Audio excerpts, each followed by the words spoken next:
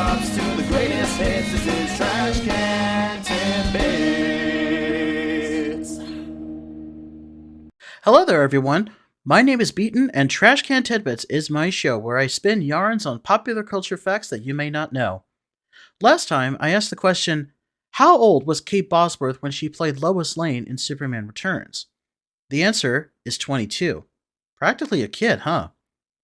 In contrast, both of Bosworth's Lois Lane successors, Amy Adams in Man of Steel and Rachel Brosnahan in the newest Superman movies, were in their 30s, which is honestly how it should be.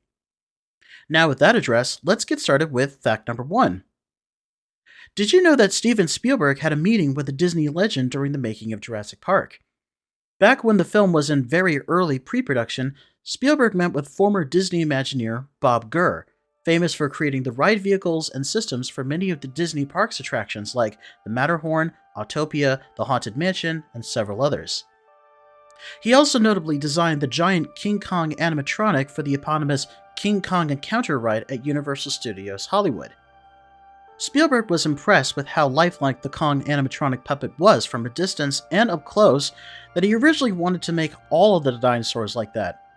Gurr said that it would be impossible to do so for every shot because animatronics like that were only capable of a limited set of movements. He did, however, agree that the film should have full-size animatronics, most notably the T-Rex, which was the biggest animatronic ever built for a film at that time, built by the legendary Stan Winston. King Kong, nevertheless, still gets some shoutouts in the movie. Fact 2. Did you know that Nathan Fillion was always the top fan choice to play a Green Lantern even before he got to play one in the recent Superman movie? We do not speak about the Ryan Reynolds movie from 2011, but Fillion himself got to do the voice for Green Lantern throughout the mid-2000s and into the 2010s, specifically Hal Jordan. He played Jordan in several DC animated films such as Green Lantern Emerald Knights, Justice League Doom, and Justice League The Flashpoint Paradox, among others. Because of that resurgence of the character, Fillion was a #1 pick among fans to play a live-action Green Lantern. He finally won that chance when he played Guy Gardner in James Gunn's Superman, also marking a tradition of being featured in most of Gunn's films such as the Guardians of the Galaxy franchise and The Suicide Squad. Fillion also insisted on keeping the character's bowl-cut hairstyle as in the comics.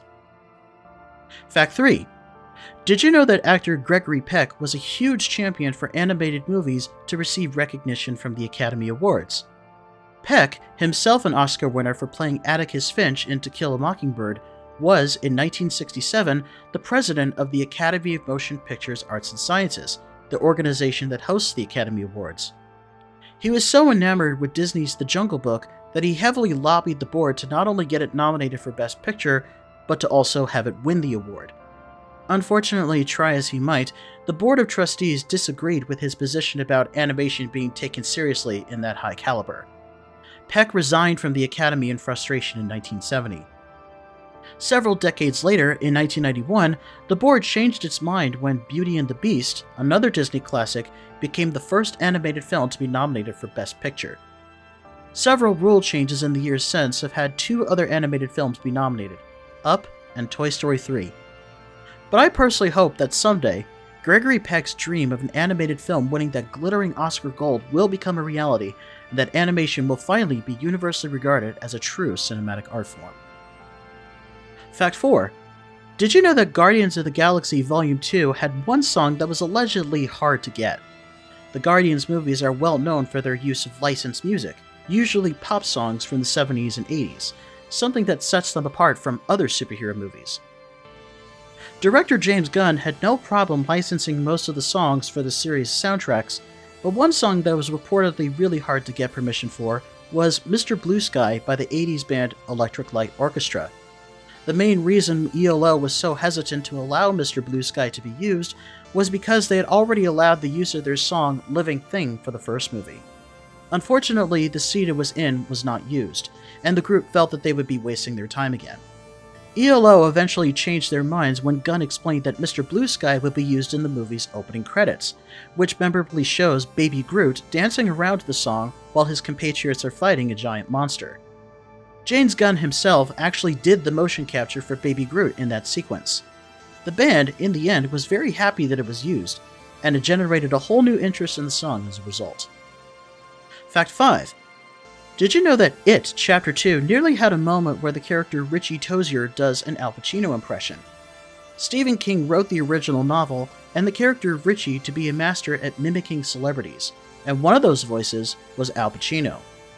When Bill Hader was cast to play the adult version of Richie in It Chapter 2, the screenwriters wrote a moment where he does an Al Pacino impression.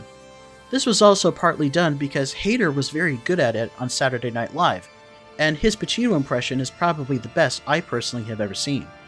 However, when Hader learned this, he insisted that it be taken out because he had done it so many times on SNL and he didn't want to repeat old material. Fact 6. Did you know that Seinfeld and Law & Order, two very different shows in genre but both on NBC, had to have female characters to their main cast to even exist at all? Seinfeld originally didn't have Elaine on the show, and NBC asked Jerry Seinfeld and Larry David, the show's creators, to have more variety and add a woman as part of the main cast. That was their main condition to have the show air at all. In contrast, Law & Order's first few seasons had no female characters whatsoever. Ratings were actually low as a result, and the show was almost cancelled. The show's creator, Dick Wolf, was asked to add female characters, and starting with the fourth season, they did just that. S. Apatha Murkison would play the regular role of Lieutenant Anita Van Buren, and various actresses such as Jill Hennessy, Carrie Lowell, Angie Harmon, and Elizabeth Rom would play various district attorneys working alongside the show's longtime regular, Sam Waterston, as Jack McCoy. Fact 7. Did you know that a noted Hollywood couple starred separately in competing films of summer 2025? As I noted in my last video, the live-action remake of Lilo & Stitch opened at the same time as Mission Impossible: The Final Reckoning. Each film features separately an acting husband and wife. Actor Courtney B. Vance is featured in Lilo & Stitch as Cobra Bubbles. Vance is in real life married to Angela Bassett, who played U.S. President Erica Sloan in The Final Reckoning. Her character originated as Deputy Director of the CIA in the franchise's sixth installment, Mission Impossible Fallout, and was to have been featured in the seventh movie, Dead Reckoning. Scheduling conflicts with both Black Panther: Wakanda Forever and Bassett's TV show 911 prevented her from being in that, but she returned for the final movie in the wake of her character being elected president. Meanwhile, Courtney B. Vance allegedly took the role of Bubbles because he and Bassett's children were afraid of Stitch and the aliens, and he had hoped that with him being in the movie would help them face their fears. Fact 8. Did you know that the original Resident Evil was censored when it was first released in the US? The game's opening cinematic was done in live action, and for the US release was also done in black and white, as opposed to in color for the Japanese version. Some shots had to be toned down or censored, most notably STARS Alpha Team member Joseph Frost discovering a hand in the grass, and even shots of the zombie dogs attacking him and squirting blood. Another shot that was censored was the reveal of the game's first zombie, and the discovery of the body of STARS Bravo member Kenneth Sullivan and his severed head being dropped on the floor. And finally, the game's opening sequence introduces the main characters. Chris Redfield is shown smoking a cigarette in his segment, but the US release does not feature it. I guess Capcom USA didn't want to show anybody smoking or show too much blood because it was too gruesome, even for a zombie horror game. In either case, subsequent re-releases throughout the years restored the cut content. Fact 9. Did you know that two long-running cast members of the original Law & Order starred in Broadway shows that had their creators die on opening night? Jerry Orbach, who played Detective Lenny Briscoe, was an accomplished Broadway performer starring in shows like The Fantastics, Chicago, and 42nd Street. He is also well beloved for providing the voice of Lumiere in Beauty and the Beast. For 42nd Street, Orbach played the lead role of Broadway director Julian Marsh, an impresario mounting one last big show before retirement.